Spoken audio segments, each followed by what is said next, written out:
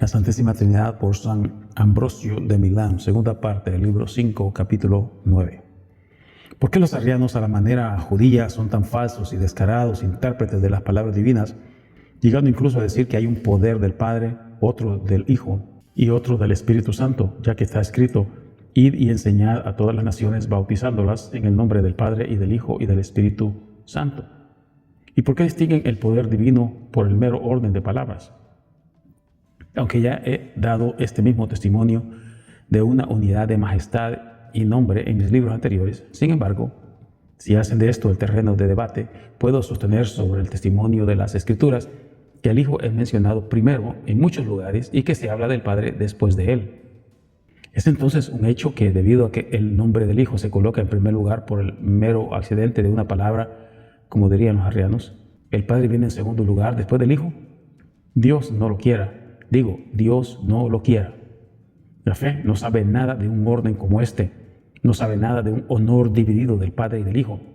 No he leído, ni oído, ni he encontrado ningún grado variable en Dios. Nunca he leído sobre un segundo, nunca sobre un tercer Dios. He leído sobre un primer Dios. Isaías 44:6. He oído hablar de un primer y único Dios. Si prestamos tanta atención al orden, entonces el Hijo no debe sentarse a la diestra del Padre, ni debe llamarse primero o principio. Se equivocó el evangelista al comenzar por el Verbo y no por Dios, cuando dice: en el principio era el Verbo, y el Verbo estaba con Dios, Juan 1:1. Porque según el orden del uso humano, debe nombrar el Padre primero. Ignoraba también su orden el apóstol, quien dice: Pablo, siervo de Jesucristo, llamado a ser apóstol, apartado para el evangelio de Dios, Romanos 1:1. Y en otra parte dice: la gracia de nuestro Señor Jesucristo y el amor de Dios y la comunión del Espíritu Santo, 2 Corintios 13:14. Si decimos el orden de las palabras, ha puesto al Hijo en primer lugar y al Padre en segundo lugar. Pero el orden de las palabras cambia a menudo, y por lo tanto no debes cuestionar el orden como indicando niveles de grado en la divinidad o en ellos, porque no hay separación en la unidad de la deidad. Capítulo 10. Por último, para demostrar que no son cristianos, niegan que debamos creer en Cristo, diciendo que está escrito: el que cree en mí, no cree en mí, sino en el que me envió. Juan 12:44. Estaba esperando esta confesión. ¿Por qué me engañaste con tus objeciones? Sabía que tenía que lidiar con paganos. Es más, los paganos ciertamente se han convertido, pero ustedes no. Si creen que el sacramento del bautismo es seguro, lo habéis recibido y destruido, o tal vez nunca lo recibisteis, sino que fue irreal desde el principio. Está escrito, dicen: el que cree en mí, no cree en mí, sino en el que me envió. Pero ved lo que sigue y ved cómo quiere ser visto el Hijo de Dios. Porque continúa: y el que me ve, ve al que me envió. Juan 12:45. Porque el Padre se ve en el Hijo. Así ha explicado lo que había dicho antes, que quien confiesa al Padre cree en el Hijo. Porque quien no conoce al Hijo, tampoco conoce al Padre. Porque todo el que niega al Hijo no tiene al Padre. Pero el que confiesa al Hijo tiene al Padre y al Hijo. 1 Juan 2:23. ¿Cuál es entonces el significado de no cree en mí? Es decir, no en el que puedes percibir en forma corporal, ni simplemente en el hombre que ves. Porque Él ha dicho que no debemos creer simplemente en un hombre, sino que tú puedas creer que Jesucristo mismo es Dios y hombre. Por lo tanto, por ambas razones dice: no he venido de mí mismo, Juan 7:28. Y otra vez dice: yo soy el principio, del cual también os hablé, Juan 8:25. Como hombre no vino de sí mismo. Como hijo de Dios no toma su principio de los hombres. Pero yo soy, dice, yo mismo, el principio del cual también os hablo. Tampoco las palabras que hablo son humanas, sino divinas. Tampoco es justo creer que Él negó que creyéramos en Él, ya que Él mismo dijo: para que todo aquel que en mí cree no permanezca en las tinieblas, Juan 12:46. Y en otro lugar dice: porque esta es la voluntad de mi Padre que me envió, para que todo aquel que ve al Hijo y cree en Él tenga vida eterna, Juan 6:40. Y nuevamente: creéis en Dios, creed también en mí, Juan 14:1. Por tanto, nadie reciba al Hijo sin recibir al Padre. El Hijo tiene al Padre, pero no en sentido temporal, ni por su pasión, ni por su concepción, ni por gracia. He leído sobre su generación, no he leído sobre su concepción. Y el Padre dice, yo he engendrado, Salmo 2:7, no dice, yo he creado. Y el Hijo no llama a Dios su Creador en la eternidad de su divina generación, sino lo llama Padre. Se presenta también ahora en el carácter de hombre, ya en la majestad de Dios, ahora reclamando para sí mismo la unidad de Dios con el Padre, ahora asumiendo sobre él toda la fragilidad de la carne humana, ahora diciendo que no tiene su propia doctrina y ahora que no busca su propia voluntad, ahora señalando que su testimonio no es verdadero y ahora que sí es cierto. Porque él mismo ha dicho, si doy testimonio de mí mismo, mi testimonio no es verdadero. Juan 5:31. Más adelante dice, si doy testimonio de mí mismo, mi testimonio es verdadero. Juan 7:14. No dejó a un lado los méritos del ladrón y obtuvo la recompensa del inocente. Fue engañado Pablo, que recibió la vista porque creyó, la cual había perdido antes de creer, según nos relata Hechos 9:12. Y Josué, hijo de Nun, se equivocó al reconocer al líder de las huestes celestiales, Josué 5:13, siendo considerado digno de triunfar en la batalla de la fe. Tampoco lanzó sus filas armadas a la batalla, ni derribó las murallas enemigas con arrietes u otras armas de guerra, sino con el sonido de las 7 trompetas de los sacerdotes. Así, el sonido de la trompeta y la insignia del sacerdote pusieron fin a una guerra cruel. Una ramera vio esto, y ella, que en la destrucción de la ciudad perdió toda esperanza de cualquier medio de salvación, porque su fe había vencido, ató un hilo escarlata a su ventana y así levantó un signo de su fe y el estandarte de la pasión del Señor. Josué 2:18. Así, para que la apariencia de la sangre mística que debería redimir el mundo esté en la memoria. Así pues, el nombre de Josué era señal de victoria para los que peleaban. En el interior, la apariencia de la pasión del Señor era un signo de salvación para aquellos en peligro. Por eso, como Rahab comprendió el misterio celestial, el Señor dice en el Salmo, me acordé de Rahab y de Babilonia, que me conocen. Salmo 87:4. ¿Cómo pues no es verdadero tu testimonio, oh Señor, si no se da según la flaqueza del hombre? Porque todo hombre es un mentiroso. Salmo 116:11. Por último, para probar que habló como hombre, dice, el Padre que me envió, él da testimonio de mí. Juan 8:18. Pero su testimonio, como Dios, es verdadero, como él mismo dice. Mi testimonio es verdadero, porque sé de dónde vengo y a dónde voy, pero vosotros no sabéis de dónde vengo y a dónde voy. Juzgáis según la carne. Juan 8:14-15. Entonces, no juzgan según la deidad, sino según la humanidad, los que piensan que Cristo no tenía el poder de dar testimonio verdadero. Por tanto, cuando oigas, el que cree, no cree en mí, o el Padre que me envió me dio un mandamiento, Juan 12:49, aprende a dónde debes referir esas palabras. Por último, muestra cuál es el mandamiento diciendo,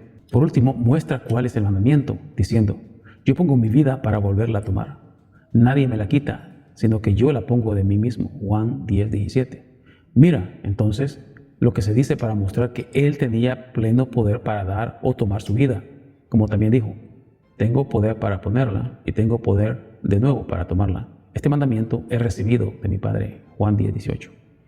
Ya sea que se le haya dado un mandato o, como dicen algunos manuscritos latinos, una dirección, ciertamente no le fue dada como Dios, sino como hombre encarnado, con referencia a la victoria que debía obtener al sufrir su pasión. Capítulo 12.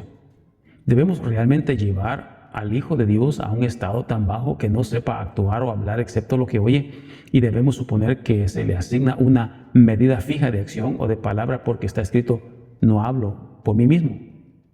Y más adelante también dijo, como el Padre me ha dicho, así hablo, Juan 12:50. Pero esas palabras se refieren a la obediencia de la carne o bien a la fe en la unidad.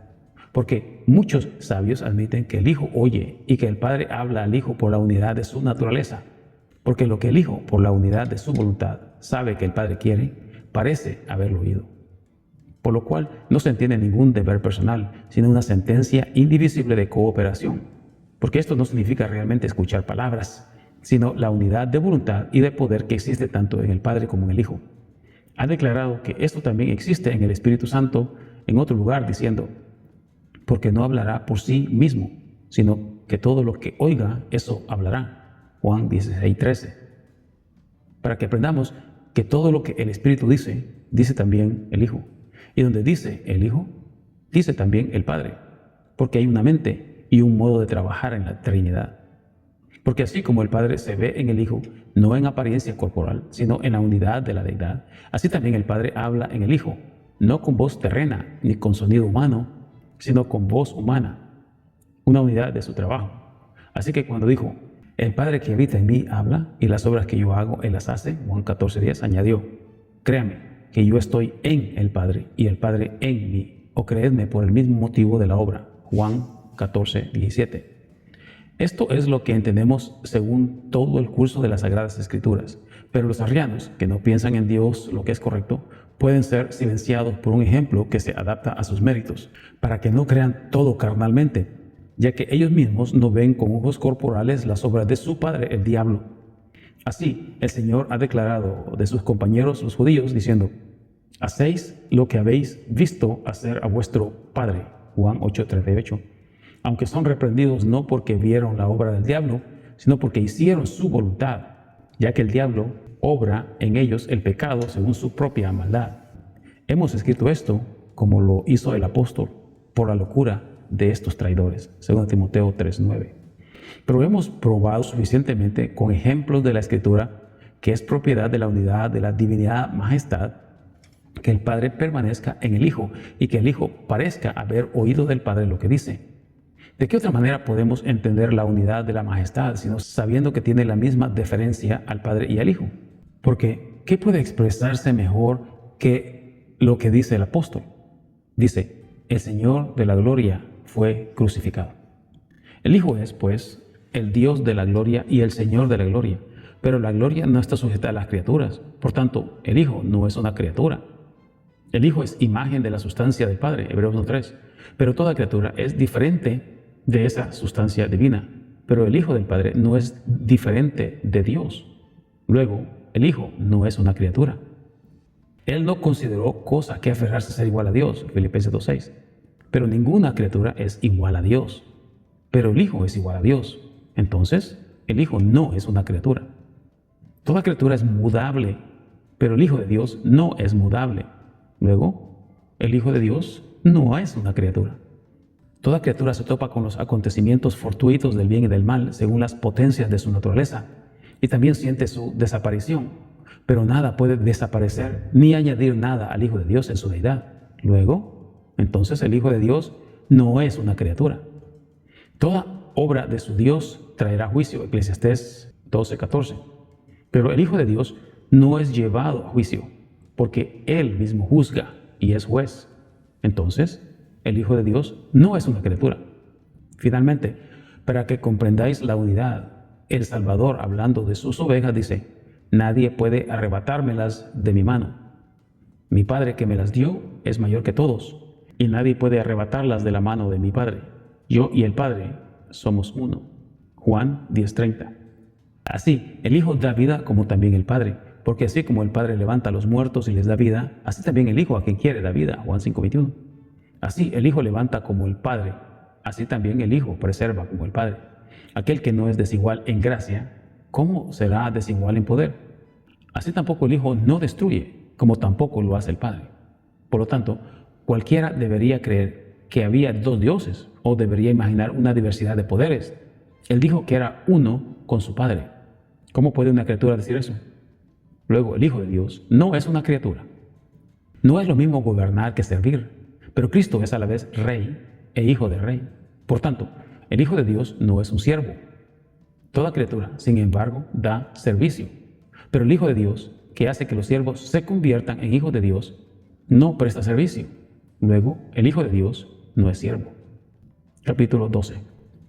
A la manera divina ha presentado aquella parábola del hombre rico que fue a un país lejano para recibir un reino y regresar. Lucas 19:2. Describiéndose así en la sustancia de la divinidad de su humanidad, porque siendo rico en la plenitud de su divinidad, quien se hizo pobre por nosotros, siendo rico y Rey eterno, el Hijo del Rey eterno, Él, fue a un país extranjero para tomar sobre sí un cuerpo, porque entró en los caminos de los hombres como si hiciera un viaje extraño y vino a este mundo para prepararse un reino entre nosotros. Jesús, pues, vino a esta tierra para recibir de nosotros un reino, a quienes dice, el reino de Dios está entre vosotros. Juan 17:21. Este es el reino que Cristo ha recibido. Este es el reino que ha entregado al Padre. ¿Cómo recibió para sí un reino el que era Rey eterno? Por tanto, el Hijo del Hombre vino para recibir el reino y volver. Los judíos no quisieron reconocerle, de quienes dijo, aquellos que no querían que yo reine sobre ellos, traedlos acá y matadlos. Lucas 19:27. Sigamos el curso de las Escrituras. El que vino entregará el reino a Dios Padre, y cuando haya entregado el reino, entonces también se sujetará a aquel que ha sometido todas las cosas bajo él, para que Dios sea todo en todos. 1 Corintios 15:24-28. Si el Hijo de Dios ha recibido el reino como un hijo de hombre, ciertamente también como hijo del hombre entregará lo que ha recibido. Si lo entrega como hijo de hombre, como hijo del hombre, confiesa su sujeción en verdad bajo las condiciones de la carne y no en la majestad de su divinidad. Y le objetas y lo desprecias porque Dios ha sometido todas las cosas bajo él. Cuando oyes que el Hijo del Hombre entrega el reino a Dios y lees, como dijimos en nuestros libros anteriores, ningún hombre puede venir a mí si no el Padre no lo trajere, y yo le resucitaré en el día postrero. Juan 6:44. Si lo seguimos literalmente, veamos y notemos la unidad de honor que cada uno se da al otro. El Padre ha sometido todas las cosas bajo el Hijo, y el Hijo entrega el reino al Padre. Di ahora, ¿qué es mayor, entregar o resucitar? ¿No hablamos a la manera humana del servicio de entrega y del poder de resucitar? Pero tanto el Hijo se entrega al Padre como el Padre al Hijo. El Hijo resucita y el Padre también resucita. ¿Por qué creen una ficción de alguna división blasfema donde en realidad hay unidad de poder? Que el Hijo entregue entonces su reino al Padre. El reino que Él entrega no se pierde para Cristo, sino que crece. Nosotros somos el reino, porque nos fue dicho, el reino de Dios está entre vosotros. Lucas 17:21. Nosotros somos el reino, primero de Cristo, luego del Padre, como está escrito, nadie viene al Padre sino por mí. Juan 14:6. Cuando estoy en camino, soy de Cristo. Cuando he pasado, soy del Padre. Sino en todas partes, por medio de Cristo, y en todas partes, bajo Él. Bueno es estar en el reino de Cristo, para que Cristo esté con nosotros, como Él mismo dice, y aquí yo estaré con vosotros todos los días hasta el fin del mundo. Mateo 28:20. Pero es mejor estar con Cristo, porque partir y estar con Cristo es mucho mejor. Filipenses 1:23. Aunque estemos bajo pecado en este mundo, Cristo está con nosotros, para que por la obediencia de un hombre muchos sean justificados. Romanos 5:19. Si escapo del pecado de este mundo, comenzaré a estar con Cristo. Por eso dice, volveré y os tomaré conmigo. Juan 14:3. Y más adelante dice, quiero que donde yo esté, vosotros también estéis conmigo. Juan 14:4. Por tanto, ahora estamos bajo el gobierno de Cristo, mientras estamos en el cuerpo, y aún no estamos despojados de la forma de siervo que Él puso sobre Él cuando se despojó sobre sí mismo.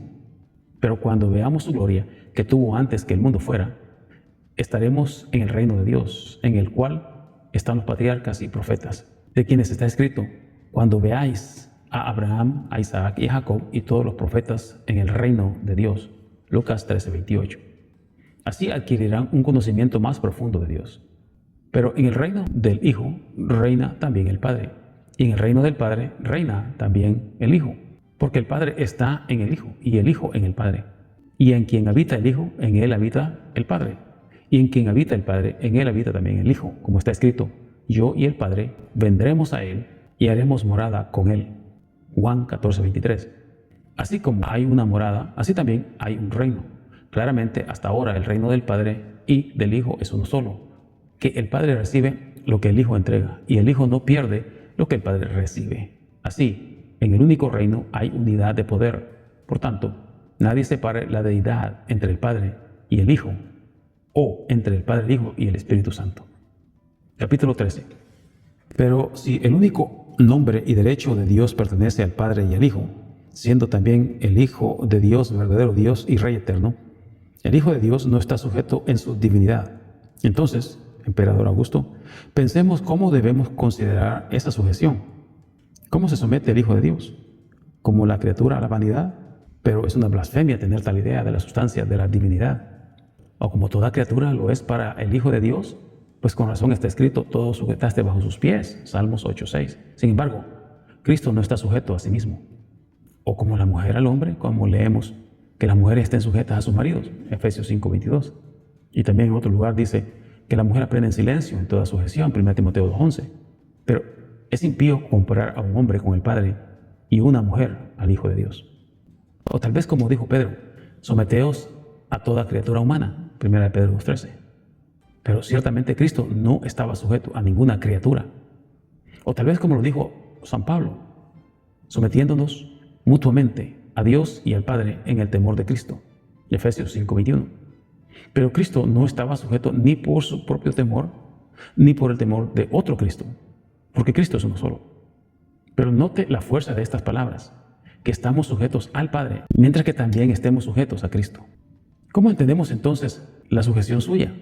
Repasaremos todo el capítulo que escribió el apóstol para no dar la impresión de haber ocultado nada falsamente o de haber debilitado su fuerza con intención de engañar. Si solo en esta vida, dice, tenemos esperanza en Cristo, somos los más miserables de todos los hombres. Pero si Cristo ha resucitado de entre los muertos, primicias son de los que duermen. 1 Corintios 15:28. Ya veis cómo discute el asunto de la resurrección de Cristo. Porque así como la muerte entró por un hombre, así también por un hombre la resurrección de los muertos. Porque así como en Adán todos mueren, así también en Cristo todos serán vivificados, pero cada uno en su orden. Cristo, las primicias, después los que son de Cristo, los que han creído en su venida. Luego vendrá el fin, cuando haya entregado el reino a Dios, el Padre, cuando haya derribado todo principado y autoridad y poder. Porque Él debe reinar hasta que haya puesto a todos los enemigos bajo sus pies. El último enemigo que será destruido es la muerte, porque Él ha puesto todas las cosas bajo sus pies. Pero cuando sabe que todas las cosas le están sujetas, es manifiesto que queda exceptuado de aquel que le sujetó todas las cosas. Pero cuando todas las cosas estén sujetas a Él, entonces también el Hijo mismo se sujetará a aquel que le sujetó todas las cosas, para que Dios sea todo en todos. 1 Corintios 15:21-28. Así también, el mismo apóstol dijo a los hebreos, pero ahora todavía no vemos que todas las cosas le sean sujetas. Hebreos 2:8. Hemos oído todo el discurso del apóstol. ¿Cómo entonces hablamos de su sujeción? Los sabelianos y marcionistas dicen que esta sujeción de Cristo a Dios Padre será de tal manera que el Hijo será reabsorbido en el Padre. Entonces, si la sujeción del Verbo significa que Dios el Verbo debe ser absorbido en el Padre, entonces todo lo que esté sujeto al Padre y al Hijo será absorbido en el Padre y en el Hijo, para que Dios sea todo y en todas sus criaturas. Pero es una tontería decir tal cosa. Por tanto, no hay sujeción por reabsorción, porque hay otras cosas que están sujetas, es decir, las que son creadas, y hay otro a quien se hace esa sujeción. Que guarden silencio los exponentes de una cruel reabsorción. Ojalá callaran también aquellos que, no pudiendo probar que la palabra de Dios y la sabiduría de Dios pueden ser reabsorbidas, atribuyen la debilidad de la sujeción a su divinidad, diciendo que está escrito, pero cuando todas las cosas se sujeten a Él, entonces también el mismo Hijo se sujetará a Él. 1 Corintios 15:28. Vemos pues que la Escritura dice que Él aún no está sujeto, sino que esto está por venir. Así que ahora el Hijo no está sujeto a Dios el Padre. ¿A qué pues decís que el Hijo quedará sujeto? Si en su divinidad no es desobediente, porque no está en desacuerdo con el Padre, ni está sujeto, porque no es siervo, sino hijo único de su propio Padre. Finalmente, cuando creó el cielo y formó la tierra, ejerció poder y amor. Por lo tanto, no hay sujeción como la de un siervo en la deidad de Cristo, pero si no hay sujeción, entonces la voluntad es libre. Pero si piensan que esto es la sujeción del Hijo, es decir, que el Padre hace todas las cosas en unión con su voluntad, aprendan que esto es realmente una prueba de poder inseparable, porque la unidad de su voluntad es una que no comenzó en el tiempo, pero que nunca existió. Pero donde hay una constante unidad de voluntad, no puede haber debilidad en la sujeción temporal, porque si por naturaleza estuviera sujeto, permanecería siempre en sujeción. Pero como se dice que está sujeto en el tiempo, esa sujeción debe ser parte de un cargo asumido y no de una debilidad eterna, especialmente porque el poder eterno de Dios no puede cambiar su estado por un tiempo, ni el derecho de gobernar puede caer al Padre en el tiempo. Porque si el Hijo alguna vez será transformado de tal manera que quede sujeto a su divinidad, entonces también debe considerarse ahora a Dios Padre, si alguna vez adquiere más poder y tiene al Hijo sujeto a sí mismo a su divinidad, mientras tanto inferior, según su explicación. Pero, ¿de qué culpa ha sido culpable el Hijo para que creamos que en lo sucesivo podría quedar sujeto a su divinidad? ¿Se ha apoderado Él como hombre del derecho de sentarse al lado de su Padre? ¿O ha reclamado para sí la prerrogativa del trono de su Padre en contra de la voluntad de su Padre? Pero Él mismo dice, porque yo hago siempre lo que le agrada, Juan 8:29. Así que si el Hijo agrada al Padre en todo, ¿por qué ha de someterse Él, quien no lo estuvo antes? Veamos pues que no haya sujeción de la deidad, sino que nosotros, en el temor de Cristo, verdad tan llena de gracia y tan llena de misterio. Veamos pues que no haya sujeción de la deidad, sino de nosotros, en el temor de Cristo, verdad tan llena de gracia y tan llena de misterio. Por lo tanto, sopesemos nuevamente las palabras del apóstol. Pero cuando todas las cosas le sean sujetas, entonces también el Hijo mismo se sujetará al que le sujetó todas las cosas, para que Dios sea todo en todos. ¿Qué dices entonces? ¿No están ahora todas las cosas sujetas a Él? ¿No están sujetos los coros de los santos? ¿No son los ángeles que le ministraron cuando estuvo en la tierra? Mateo 4:11. ¿No son los arcángeles que fueron enviados a María para predecir la venida del Señor? ¿No son todas las huestes celestiales acaso? ¿No son los querubines y los serafines? ¿No son tronos y dominios y potestades que le adoran y le alaban? ¿Qué dices entonces? ¿No están todas las cosas sujetas a Él? ¿No acaso están sujetos los coros de los santos? ¿Los ángeles que le ministraron cuando estuvo en la tierra? Mateo 4:11. ¿Los arcángeles que fueron enviados a María para predecir la venida del Señor? ¿No acaso están sujetas todas las huestes celestiales? ¿Y los querubines y serafines? ¿No son tronos y dominios potestades que le adoran y le alaban? ¿Cómo entonces serán sometidos? En la forma que el Señor mismo dijo, llevad mi yugo sobre vosotros. Mateo 11:29. No son los crueles los que llevan el yugo, sino los humildes y los mansos. Claramente, esta no es una sujeción vil para los hombres, sino gloriosa. Pues dice que en el nombre de Jesús se doble toda rodilla de los que están en el cielo y ahí abajo, y que cada lengua confiese que Jesús es el Señor para la gloria de Dios Padre. Filipenses 2:10. Pero por esto todas las cosas no estaban sujetas antes, porque aún no habían recibido la sabiduría de Dios. Aún no llevaban el yugo fácil del verbo en el cuello, como si fuera en su mente. Pero a todos los que le recibieron, dice, como está escrito, a ellos les dio potestad de llegar a ser hechos hijos de Dios. Juan 1:12. ¿Alguien dirá que Cristo ahora está sujeto porque muchos han creído? Ciertamente no, porque la sujeción de Cristo no está en unos pocos, sino en todos. Porque así como no parece que esté sujeto a sujeción, si la carne en mí todavía tiene codicia contra el espíritu y el espíritu contra la carne, Gálatas 5:17, aún estoy en parte subyugado. Entonces, debido a que toda la iglesia es el único cuerpo de Cristo, dividimos a Cristo mientras los creyentes humanos no estén de acuerdo. Luego, Cristo aún no está sujeto, porque sus miembros aún no están sujetos a sujeción. Pero cuando nosotros seamos no muchos miembros, sino un solo espíritu, entonces Él también estará sujeto para que por su sujeción Dios sea todo en todos. Pero así como Cristo aún no está sujeto y así la obra de Dios aún no está perfeccionada, porque el Hijo de Dios dijo, mi comida es hacer la voluntad de mi Padre que me envía y terminar su obra, Juan 4:34. ¿Qué duda hay de que el sometimiento del Hijo en mí sea todavía en el futuro? ¿En quién la obra del Padre está inacabada porque yo aún no soy perfecto? Yo, que hago inconclusa la obra de Dios, hago en sujeción al Hijo de Dios. Pero eso no es una cuestión de mal, es una cuestión de gracia. Porque en la medida en que estamos sujetos, es para nuestro beneficio, no para el de la divinidad.